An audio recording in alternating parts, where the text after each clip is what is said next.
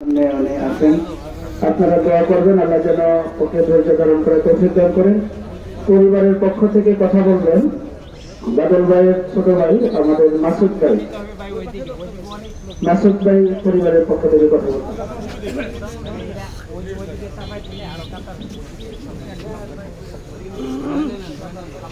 আউযু বিল্লাহি মিনাশ শাইতানির রাজিম। বিসমিল্লাহির রহমানির রহিম। আজকে জানাজার নামাজে উপস্থিত বাংলাদেশ জামাত ইসলামের কেন্দ্রীয় নেতৃবৃন্দ সহ সকল দলের নেতৃবৃন্দ, মিডিয়া কর্মীবৃন্দ, প্রশাসনিক ভাই ও বন্ধুগণ এবং আমার সামনে উপস্থিত পরহেজগার দিনদার মুত্তাকিন ভাই ও বন্ধুগণ, আসসালামু আলাইকুম ওয়া রাহমাতুল্লাহি ওয়া বারাকাতুহু। আমি আলহাজ মোহাম্মদ নুরুজ্জামান বাদলের ছোট ভাই। আমরা 11 ভাই বোনের মধ্যে আমি ইমিডিয়েট ছোট, 1.5 বছরের ছোট। নুরুজ্জামান বাদল শুধু আমার ভাই নয়, সে ছিল আমার বাবা। আজকে আমি অভিভাবক শূন্য হয়ে গেলাম। আমার ঘরে এখনো 101 বছর বয়সে আমার মা বেঁচে আছে। বাদল ভাই সারাদিন অক্লান্ত পরিশ্রম করে অসুস্থ শরীর নিয়ে দিনে কমপক্ষে একবার 2 মিনিটের জন্য হলো মার কাছে যায় বসতেন, সেটা ছিল তার আদর্শ। আমি ভাই হয়ে সাক্ষী দিচ্ছি, জন্মের পর থেকে নুরুজ্জামান বাদল ভাইয়ের এক ওয়াক্ত নামাজের কাজা নাই। আমি যদি মিথ্যা বলি তাহলে আমি যেন আল্লাহর কাছে থেকে যাই। ছাত্র জীবন থেকেই ইসলামী রাজনীতি করার কারণে বিভিন্ন সময় শারীরিকভাবে আঘাত পেয়েছে। জীবনের প্রথম তার বাম কান অর্ধেক ছিঁড়ে গিয়েছিল, আর জীবনের শেষ সময় এসেও তার বাম পায়ে লাঠির আঘাত হতে এবং 4টি ইটের টুকরা তার ডান পায়ে লেগেছে।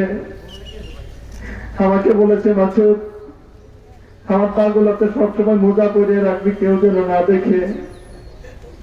আমার নেতা কর্মীরা যদি আমার এই আঘাত দেখে তারা সহ্য করতে পারবে না, তারা হয়তো প্রতিশোধ নিতে চাবে। এটা ছিল নুরুজ্জামান বাদলের আদর্শ। আমি সবসময় ছিলাম তার ছায়ার সঙ্গী।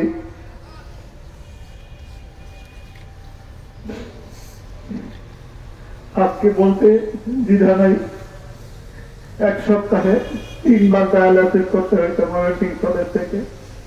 এই বিষয়টা সবাই গোপনই জানে।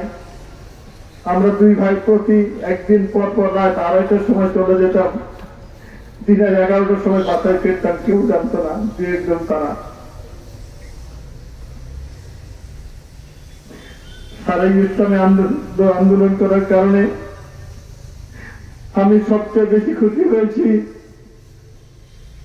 জামাতের সম্মানিত আমি যখন 1 তারিখে মঞ্চে বলেছে 3 জন প্রার্থীকে পরিচয় করে দিয়েছে, 2 জন প্রার্থীর নাম ধরে ডেকেছে। আমার ভাইকে যখন বলেছে বাদল ভাইকে এখন আসতে পারেনি, নুরুজ্জামান বাদল শুধু বাদল ভাই, বাদল নয়, আপনারা আপনাদের সবার কাছে সে বাদল ভাই। আজকে আমরা তাকে হারালাম। যদি আমরা বলছি যে তাকে হারিয়ে আমাদের অপরাধ ক্ষতি, আমি মনে করি কোনো ক্ষতি নেই। কারণ সে আমার অভিভাবক ছিল সত্যি, সে চলে গেছে সত্যি, কিন্তু আল্লাহ রাব্বুল আলামিন তো আমাদের অভিভাবক। আল্লাহর এই সিদ্ধান্তকে আমার পরিবারের পক্ষ থেকে আমরা হাসি মুখে মেনে নিয়েছি। আমার নিজের কুলেই মৃত্যুর কুলে ঢলে পড়েছে। অ্যাম্বুলেন্সে যাওয়ার সময় একবার বসে একবার উঠে আমি আল্লাহর কাছে অনেক ভিক্ষা পেয়েছি। আল্লাহ আমার কথা শুনেনি, নিশ্চয়ই পিছনে কল্যাণ রয়েছে। আজকে বাড়িতে আসার পর আর এই জানাজে আসার পর আপনাদের ভেজা চোখগুলো দেখে আমার পরিবারের পক্ষ থেকে আমি আন্তরিকতা জানাচ্ছি আপনাদেরকে। নুরুজ্জামান বাদল ভাইয়ের জন্য দোয়া করবেন। আমি জানি তার জানাজার লাশকে সামনে নিয়ে এভাবে আমাকে কথা বলতে হবে। আমি বিগত 2 বছরে কমপক্ষে 50 বার এই স্বপ্নটি আমি দেখেছি। বাদল ভাইয়ের লাশের সামনে নিয়ে আমি কথা বলছি। আজকে সেই স্বপ্নটা আমার বাস্তবায়ন হলো। আমি জানি এভাবে আমাকে কথা বলতে হবে। আপনারা তার জন্য দোয়া করবেন। আমিও বিশ্বাস করি আপনাদের তার জীবনে যদি কোনো গুনাহ থেকে থাকে, আপনাদের চোখের পানি তার গুনাহকে ধুয়ে মুছে সাফ করে দিয়েছে। মানুষ যখন দুনিয়াতে আসে তার একটা চাহিদা থাকে বেহেশত, যেহেতু আল্লাহ রাব্বুল আলামিন তার সেই চাহিদাকে পূরণ করে দিয়েছেন, সুতরাং আমরা চাইলেও তাকে আর রাখা যাবে না। গতকাল সবে বরাত হওয়ার কারণে সন্ধ্যার সময় সকল নেতা কর্মীকে ছুটি দিয়েছে আর বলেছে সবে কদর আজকে তোমরা আল্লাহর সাথে মিটিং করো, আমিও আজকে আল্লাহর সাথে একটা বড় মিটিং করব। ঠিক রাত 2টার সময় সে আল্লাহর সাথে মিটিং এ চলে গেছে। আপনারা তার একমাত্র সন্তানের জন্য দোয়া করবেন, তার বিধবা স্ত্রীর জন্য দোয়া করবেন, আমার 101 বছর বৃদ্ধ মার জন্য দোয়া করবেন।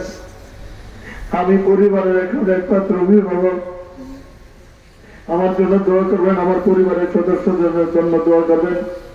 আমরা যেন বাকি দিনটা আল্লাহ এবং আল্লাহ রাসূলের পথেই কাটাতে পারি এবং বাদল ভাইয়ের জন্য এই দোয়াই চাই। আল্লাহ রাব্বুল আলামিন তার জীবনের সকল গুনাহগুলোকে আপনাদের চোখের পানিতে ধুয়ে মুছে সাফ করে দিয়ে তার গুনাহগুলোকে যেন নেকিতে ভর্তি করে দেন।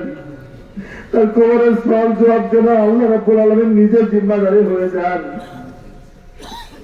যেহেতু আঘাতের চিহ্ন নিয়ে কবরে শায়িত হলো, কালকে আমাদের মাঝে যেন শহীদের মর্যাদা আল্লাহ তাকে দান করেন, তাকে যেন বিনা হিসেবে জান্নাতে দাখিল করেন।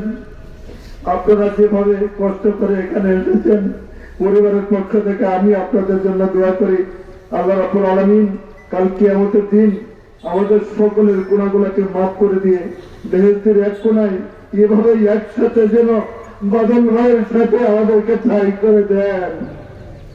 এগুলো আমি কথা শেষ করছি। আসসালামু আলাইকুম ওয়া রাহমাতুল্লাহ।